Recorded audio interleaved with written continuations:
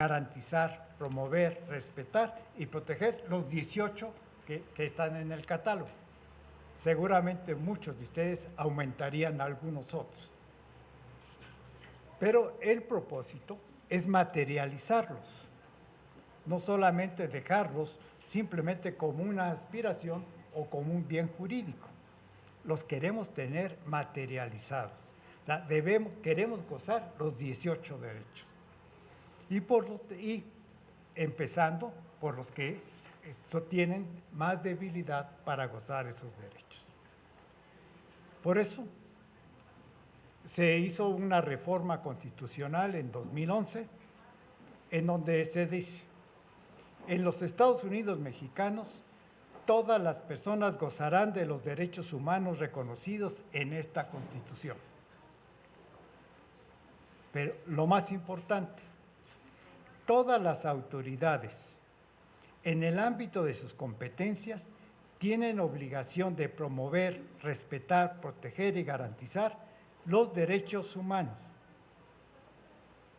Quiere decir que todas las autoridades de cualquier índole, municipales, estatales, federales, etc. Y por consiguiente, pues no es una política sectorial, es una política transversal. Todos los que están participando en todos los gobiernos en sus distintos niveles.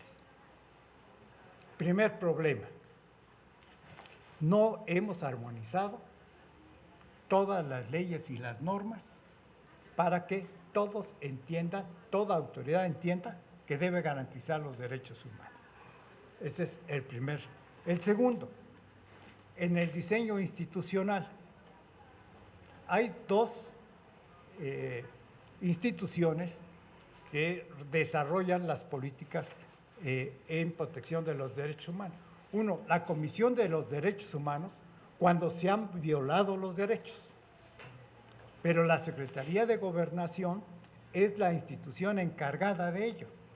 Y para eso tiene una comisión, ¿verdad?, para proteger los derechos humanos. Tiene además una red de 53 dependencias que deben cuidar la protección, cuando en el gobierno federal hay más de 250, más las estatales. Y además hay un gabinete, el Gabinete de México en Paz debería estar trabajando en esto. Debo decirles que ese gabinete no ha funcionado. Entonces, en la programación, tenemos un programa de derechos humanos, ¿no? Y la CNDH tiene su propio programa. En la presupuestación, más o menos, les cierro las cifras, tenemos 1,300 programas presupuestarios en el presupuesto. Que digan derechos humanos o que se refieran a esto, solamente encontramos 45. Y específicamente, directo a lo que son los derechos humanos, solamente encontramos 6. 1 de Gobernación y 5 de la Comisión de Derechos Humanos. Quiere decir que no hemos, exactamente, que es el seminario del día de hoy, no encuentran ustedes en el presupuesto, porque si es una política transversal y todas las autoridades deben participar, en los 1,300 debería haber por lo menos la mención de que el ejercicio del presupuesto se hará con visión y con perspectiva de derechos humanos. Y no lo hay. Solamente está la parte de Gobernación como rectora de esto y la parte de la CNDH. Y cuando nosotros encontramos, vean ustedes la cuenta pública, no encuentran más que 2 párrafos, uno de la Secretaría de Gobernación y otro de la Comisión de Derechos Humanos. Por lo tanto, estamos empezando apenas a trabajar en perspectiva de los derechos humanos. Muchas gracias.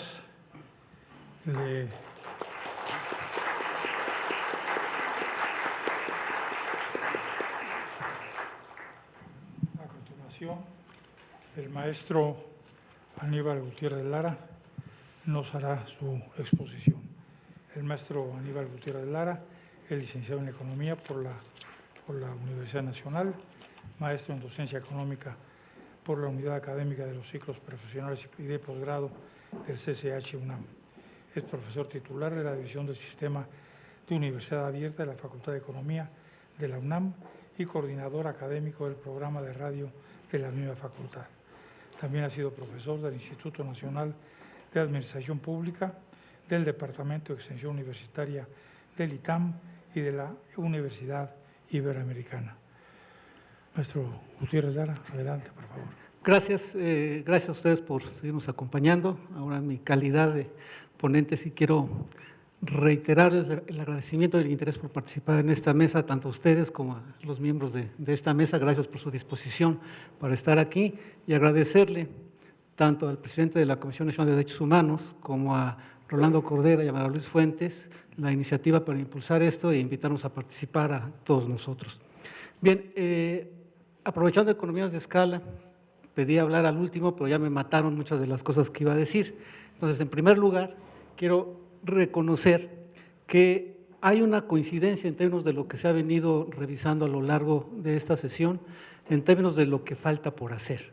Esto es, se habla y se remite uno siempre a esa famosa reforma del artículo 1 constitucional, en donde básicamente 2 párrafos fueron el eje, en términos de la obligación para todas las autoridades de promover, proteger, respetar y garantizar los derechos humanos y también de prevenir y sancionar en caso de que se vulnere. Entonces, este es un eje fundamental y estos 2 párrafos han suscitado toda una serie de controversias y la necesidad de revisar la redefinición no solo de la política presupuestal.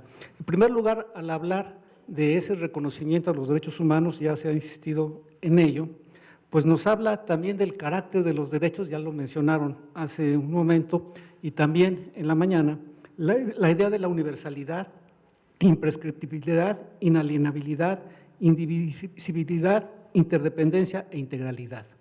Ya a partir tan solo de hablar de lo universal, implica que efectivamente cualquier ejercicio presupuestal que quiera atender un derecho va a ser insuficiente porque tiene que ser para todos y todos por igual.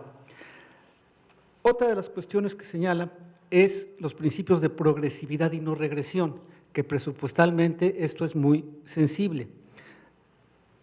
También se señaló que los estados deben instrumentar políticas necesarias para generar mecanismos que consideren pertinentes para cumplir con una base mínima obligatoria del derecho de forma inmediata.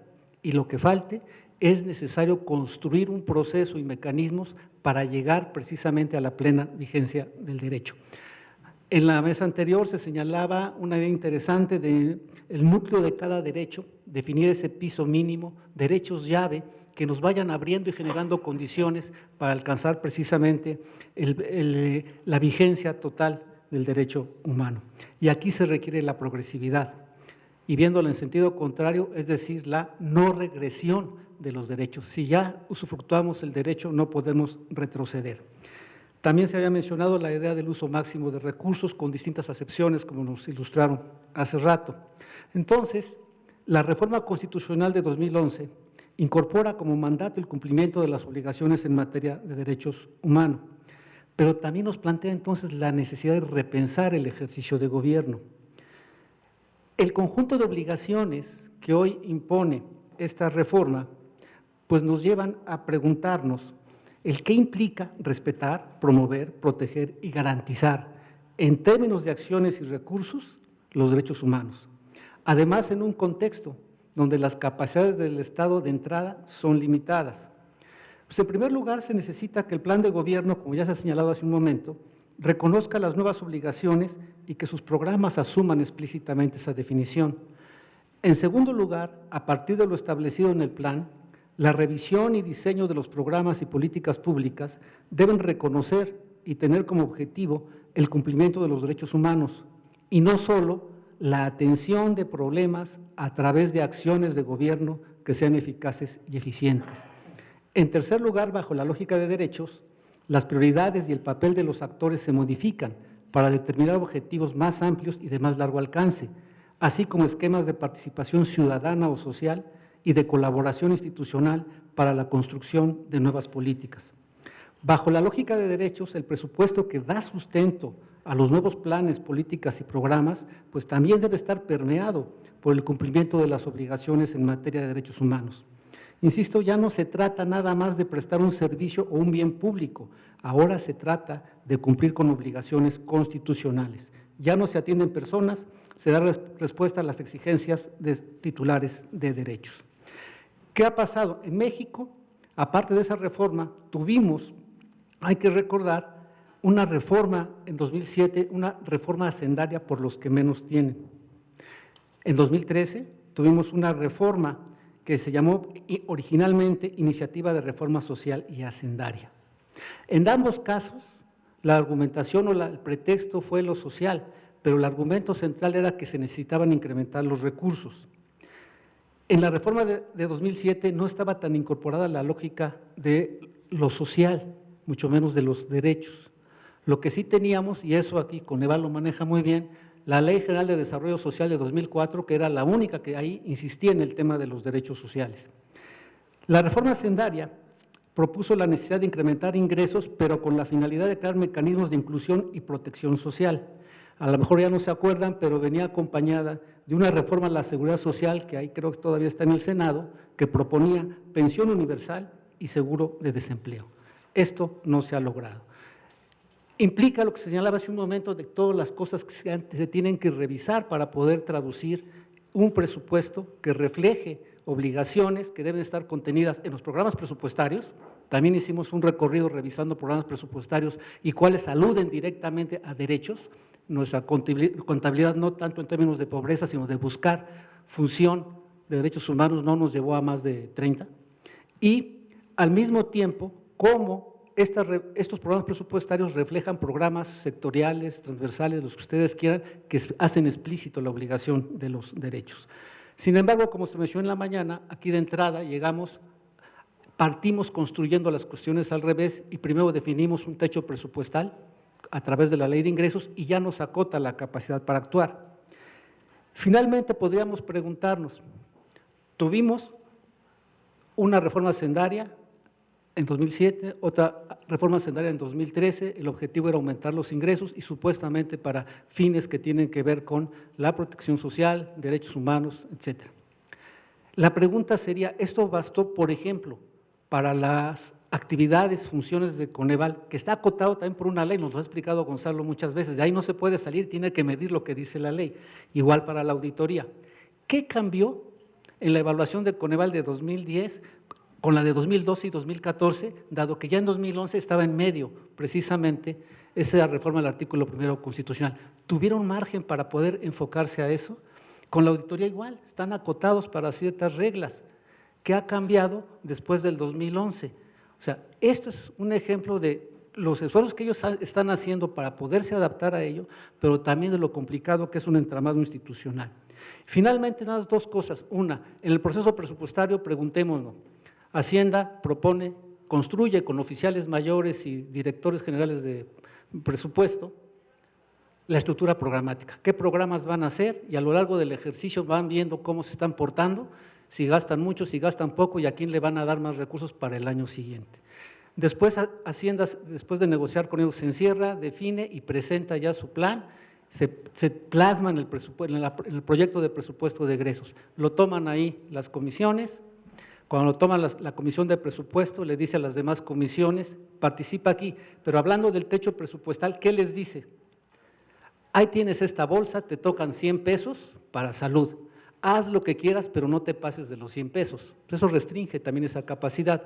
¿Y qué actores están ahí? Distintas fuerzas políticas, grupos parlamentarios, intereses de sectores, de organizaciones, que son los que sin duda llegan a negociar cuántos pesos quiero para tal cosa, muy específica, muy concreta, sean hospitales, sea una escuela o tal vez fondo de pavimentación, que ustedes conocen, pero no está la lógica de los derechos humanos. ¿Quién va a negociar con el subsecretario de egresos en términos de derechos humanos para que le dé más recursos a tal o cual programa. Esa parte de construcción institucional es también la que nos falta y en la que debemos de ocuparnos para precisamente lograr llevar a buen puerto esta idea de que el presupuesto debe de reflejar también vía plan de gobierno y programas presupuestarios estas nuevas obligaciones en materia de derechos humanos. Ya de postre, nomás les comento cómo queda esto en el marco del ajuste presupuestal, cuando se habla de no regresión, progresividad, cuando, un ejemplo que me toca muy cerca, el ramo 47, lo que pesa más es la Comisión Nacional para el Desarrollo de los Pueblos Indígenas, amparada en el artículo 2 de la Constitución, y le recortan la mitad de su presupuesto. Gracias.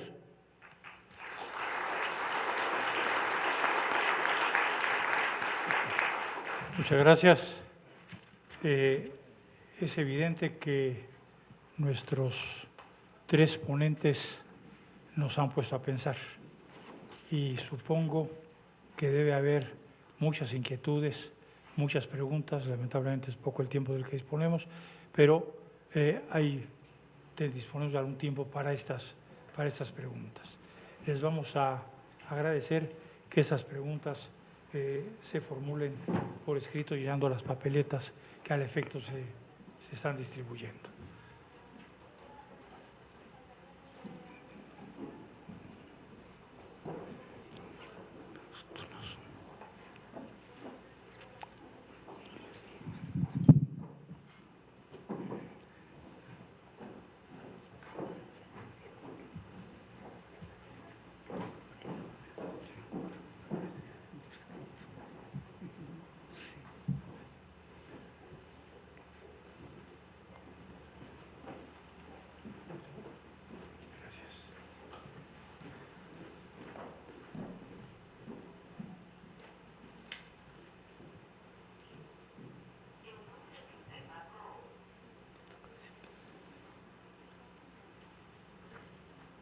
Bueno, parece que el doctor Hernández Licona monopoliza las preguntas. Las que tengo aquí, todas van dirigidas a él. Una de Flor García, que dice: ¿qué está realizando el Coneval para incluir la perspectiva de derechos humanos en la evaluación de los programas de desarrollo social? Sí. Gracias, Flor. Lo que decíamos hace rato, ¿dónde está Flor? Flor. A ver, dos cosas estamos haciendo. Una, ya decía hace rato, ahora en la evaluación de los programas, como sabemos que un documento importante para nosotros